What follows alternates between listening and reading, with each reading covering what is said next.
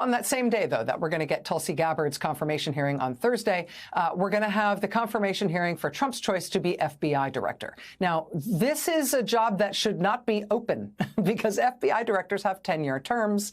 FBI Director Chris Wray has 3 years left in his 10-year term, but he inexplicably decided to resign before his term was up, which had purely and only the effect of making it easier for Trump to install someone new in the job. That was nice of him. But now, thanks to Chris Wray, here we are. As January 6th pardon recipients start to get arrested for other crimes after Trump pardoned them, as one January 6th pardon recipient was killed in an altercation with police at a traffic stop yesterday in Indiana. As the Justice Department today starts to investigate its own prosecutors for having had the temerity to bring charges against January 6th rioters in the first place,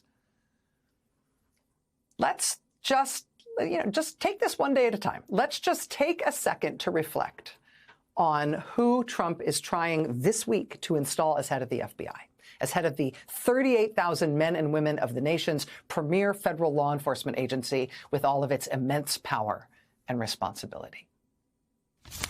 We will go out and find the conspirators, not just in government, but in the media. Yes, we're going to come after the people in the media who lied about American citizens, who helped Joe Biden rig presidential elections. We're going to come after you. Whether it's criminally or civilly, we'll figure that out. But yeah, we're putting you all on notice. And that is Kash Patel, Donald Trump's pick to run the FBI, describing his plans for the second Trump administration. That was in an interview in 2023.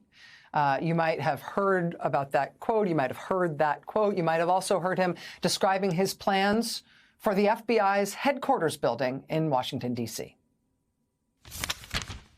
I'd shut down the FBI Hoover building on day one and reopening the next day as a museum of the deep state. Well, hey, at least he is pro-museum. So, those are two of the relatively recent statements by Kash Patel that I think have captured people's imagination, that have received a lot of traffic since Trump shockingly named him as his choice to run the FBI. But there's been such a fire hose of news and stuff to keep up with all of these radical nominees. This 1 week thus far of really radical action by the new president and his appointees. I mean, there's been so much that, some of the truly wildly inappropriate or unqualified or at least controversial nominees like Doug Burgum at the Interior Department or Kristi Noem at Homeland Security or even John Ratcliffe at CIA. I mean, they've just been sliding through without much attention, even though they deserve attention. But, people only have so much bandwidth, right? It's understandable. It's regrettable. It's lamentable. But it's understandable. That said, for the FBI specifically, given what Trump is already doing with law enforcement and the Justice Department and the pardons of all the people from January 6th, this is just one that I feel like we can't afford to let melt into the sauce, right? Let's just look at a few other things about Kash Patel ahead of his confirmation hearings this week. Here's one thing. This is not actually the first time Donald Trump has tried to install Kash Patel in a high-ranking position in the FBI. In the final months of Trump's first term, you might remember that Trump reportedly tried to make Kash Patel FBI deputy director. That effort did not go well. Trump's attorney general at the time, Bill Barr, says he told the White House Kash Patel would be made FBI deputy director, quote, over my dead body. Bill Barr wrote in his memoir, quote, Patel had virtually no experience that would qualify him to serve at the highest level of the world's preeminent law enforcement agency. The very idea of moving Kash Patel into a role like this showed a shocking detachment from reality. And that was when Trump wanted him as the number 2 guy in the FBI, let alone the director. But okay, that's just one senior Trump administration official. Bill Barr doesn't have that much credibility with any group of Americans at this point in our political moment in America.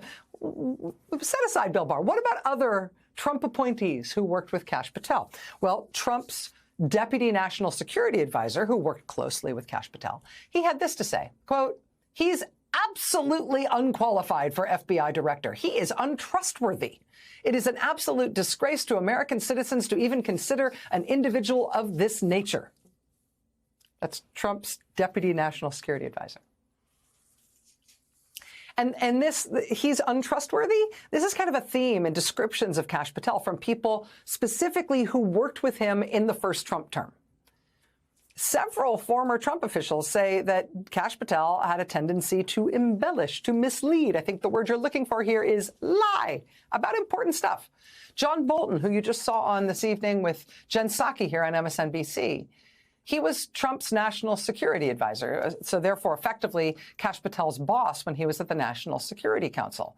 He described him tonight on MSNBC with Jen Psaki as a, quote, climbing weed. He says Kash Patel falsely claimed to have been in charge of a whole directorate at the National Security Council when he was not. Bolton wrote in his book, quote, "His puffery was characteristic of the resume inflation we had detected when Trump pressed him on us. We found he had also exaggerated his role in cases he worked on as a Justice Department lawyer. Given the sensitivity of the National Security Council's responsibilities, problems of credibility or reliability would ordinarily disqualify any job applicant. We found he had exaggerated his role in cases he worked on as a Justice Department lawyer." Bolton, he said that in that book. That was actually in an op-ed specifically opposing Kash Patel for this FBI job. He exaggerated his role in cases he worked on as a Justice Department lawyer, as well as exaggerating his position in the National Security Council. What did he exaggerate about his time as his time in the Justice Department? What was that? I was the main justice lead prosecutor for Benghazi for a while. No kidding. Actually, yes, kidding. Hopefully he was kidding, because it's definitely not true. New York Times, quote, "Mr. Patel has repeatedly claimed that he was the lead prosecutor in the government's pursuit of the perpetrators of the 2012 attack on a U.S. diplomatic compound in Benghazi, Libya, which killed 4 Americans. In reality, quote, he had no role on the Benghazi trial team. The pretrial investigation was handled by a team led by the FBI and the U.S. Attorney's Office in Washington. In his capacity as a junior prosecutor, Mr. Patel routed arrest warrants and the like up the chain for approval." Quote, "Mr. Patel took a junior position in the counterterrorism section in late January 2014, well after the Benghazi investigation started. He left the department in April 2017, about 6 months before the first Benghazi case went to trial." What was it that he said? He said, "I was the main justice lead prosecutor for Benghazi." Asked by Mother Jones magazine about Kash Patel's claims to have led the Benghazi prosecution's efforts in D.C., a former FBI special agent who was on that investigation for years responded, quote, quote, "Oh my God, comma, no. Oh my God, no." Despite that, because sure, why not, a Trump transition spokesman recently insisted that Kash Patel was, in fact, assigned as the lead Benghazi prosecutor. Because that's their line, and they're sticking to it. Here's another one. A longtime Trump advisor tells The Atlantic magazine that, quote, he had been in Patel's presence more than once when Patel claimed he was the person who, quote, gave the order for U.S. forces to move in and kill the ISIS leader Abu Bakr al-Baghdadi in 2019. This despite the fact that the Baghdadi killing was, quote, an operation for which Patel, by his own admission, wasn't even in the Situation Room. Asked about this, Patel said through his spokesperson, Trump made that brave and courageous call. Yes, but what about the reports that you repeatedly claimed that you were the one who made the call, that you, quote, gave the order? What about that? On the issue of January 6th specifically, as the Justice Department today is trying to fire all the prosecutors involved in the federal January 6th case against Trump, as they are opening an internal investigation into the prosecutors who brought cases against the rioters at the Capitol. Have you ever heard what Kash Patel says himself about January 6th? About what that was? Well, first of all, I should tell you that Kash Patel is credited officially as the producer of the January 6th anthem, the rendition of the Star-Spangled Banner sung by a group of imprisoned January 6 defendants, overlaid with Donald Trump reciting the Pledge of Allegiance. He's the producer of that hot track. This is who Trump wants to be put in charge of the FBI.